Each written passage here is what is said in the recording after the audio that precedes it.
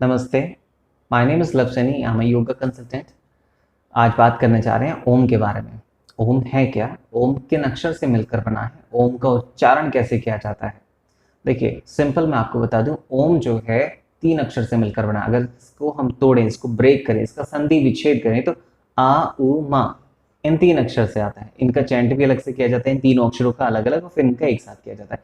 इस अक्षर के इसके बारे में भी डिटेल में मैं आपकी बात करूंगा, बट क्योंकि मैंने कहा ओम के उच्चारण के बारे में बात करने जा रहे हैं और आप भी आम जन की मैं बात कर रहा हूँ, आम जन यानी कि सामान्य मनुष्य की मैं बात कर रहा हूँ अपने और आपके बीच में, तो हम लोग ओम, ओ एम, ओम दो अक्षर मान लेते हैं इनको, आज 3 नहीं 2 अक्षर मान लेते हैं। ओम, जैसे आप ओम नमः शिवाय का आप जाप करते हैं तो ओम नमः शिवाय बोलते हैं।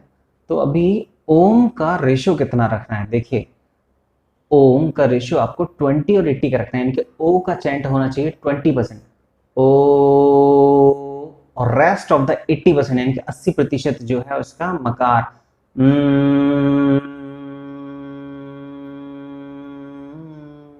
वो 80% रहेगा मकार चैंट।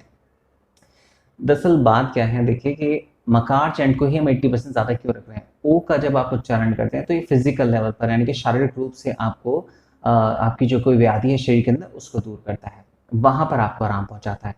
और जब मकार चैंट एम की बात आती है, माँ की बात आती है, मकार चैंट की बात आती है तो आपको मेंटल लेवल, माँ से मेंटल, माँ से मानसिक शांति, एम फॉर मेंटल और मानसिक शांति। तो माँ का साउंड करने से आपको मेंटल लेवल पर आपको बहुत अच्छा लगता है, तो वहां जो मन से जुड़ी हुई बीमारियां हैं वो दूर हो जाती है। अब मन से जुड़ी हुई कितनी बीमारियां हैं, देखिए शरीर में अभी एक अध्ययन में पता चला कि शरीर में 80% बीमारियां हमारी साइकोसोमेटिक हैं, यानी कि मन से जुड़ी हैं, यानी कि आपका अगर मन परेशान है तो शरीर हमारा परेशान हो जाता है। तो 80% बीमारियां हम लोग मन के परेशान होने से अपने शरीर में लेकर आ रहे हैं, और 20% जो बीमारियां हैं वो हैं सोमेटोसाइकी यानी कि शरीर से जुड़ी है। आप इसको ऐसे समझ लीजिए कि अगर बाई चांस किसी को टाइफाइड हो जाए या कोई उसको कोई एक्सीडेंट हो जाता है तो वो उसको डॉक्टर बेड रेस्ट के लिए बोल देते हैं। तो जब उसको एक ऐसा चलता फिरता इंसान जो पूरा दिन भर काम करता था, चलता फिरता रहता था, अगर उसको बेड रेस्ट के लिए बोल दिया जाए तो मानसिक रूप से वो परेशान हो जाता है। तो इसको बोला जाता है सोमेटोसाइकिक, यानी कि शरीर में बीमारी आने पर साइकिक यानी कि मन परेशान हो जाता है हमारा अननेसेसरी। और अगर हमारा मन परेशान रहता है, भले ही हम कुछ भी करते रहें, भले हम फिजिकल रूप से आपको स्वस्थ दिखाई देते हो, तो हम लोग शरीर में अननेसेसरी के कुछ ना कुछ व्याधि या बीमारी लेकर बैठे होते हैं। और जब मैंने कहा कि 80% साइकोसोमेटिक है तो इसीलिए मैं कह रहा हूं मकार चैंट साइको यानी कि मन, मानसिक 80% आप रख लीजिए, फिर चैंट भी। तो वहां आपने 80% रख लिया तो मन को सही कर लिया। अगर आपको लगता है आपको शरीर में कोई व्याधि है तो आप उसका रेशियो ज्यादा रख लीजिए, तो वहां ठीक है। अब इसको करना कैसे, देखिए ओम जो है मैं आपको बता दूं, ओम एक एक्सिलेशन है। जी हाँ, आप ओम का उच्चारण करते में सांस छोड़ते नहीं है, सांस तो अपने आप छूटती है, यानी कि सांस शरीर से अपने आप बाहर जाती है। आपने एक बार डीप इनहेल किया और फिर आप ओम का उच्चारण करते हैं, ओ,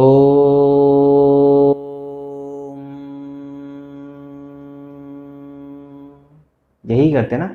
तो जब आप ओ का उच्चारण करते होते हैं तो मुंह से एक्सलेशन हो जाता है, ओ,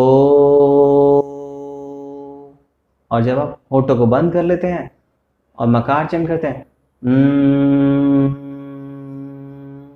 तो नासिका यानी कि नोस्ट्रल से एक्सेल हो रहा होता है। उसके बाद फिर से आप इनहेल करते हैं और एक्सलेशन तो आपका यहाँ से तो एक तरीके से एक्सलेशन है।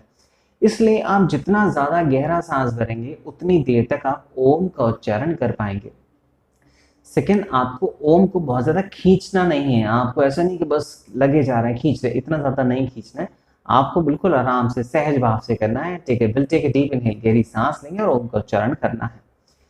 और करना कैसे है, देखिए इसकी ज्ञान मुद्रा बनाएं। अगर आप बहुत आराम से करना चाह रहे हैं, मतलब एक योग प्राणायाम ध्यान के बाद आप ओम का उच्चारण करने जा रहे हैं, तो आप हाथों की ज्ञान मुद्रा बनाइए, यानी कि इंडेक्स फिंगर और थंब को मिलाकर रख रहे हैं, यानी कि अपनी पहली उंगली या अंगूठा दोनों चुटकी सी मिला के इस तरीके से रखते हैं। चेस्ट को ओपन करते हैं, स्पाइन सीधा एंड कमर गर्दन एकदम सीधी, and will take a deep inhale, ओ,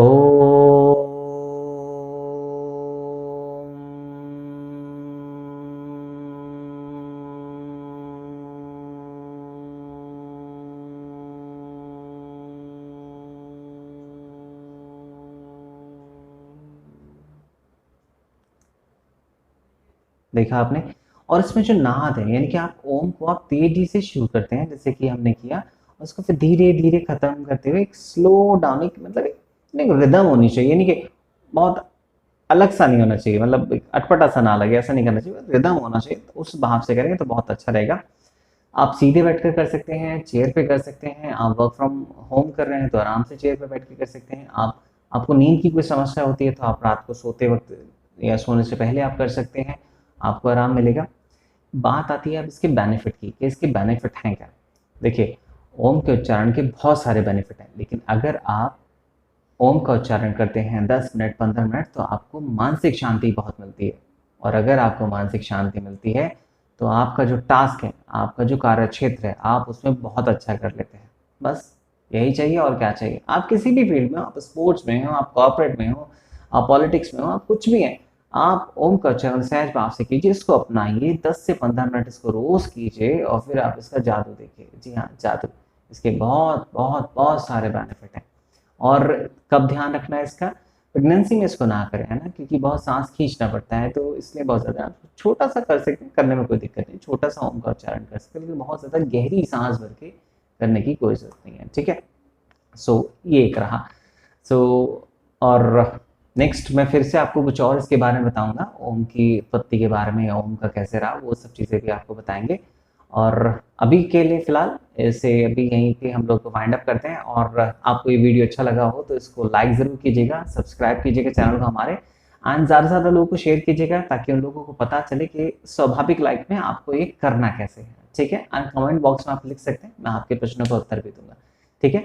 तो चलिए मिलते हैं नेक्स्ट वीडियो में। Thank you so much. Thank you.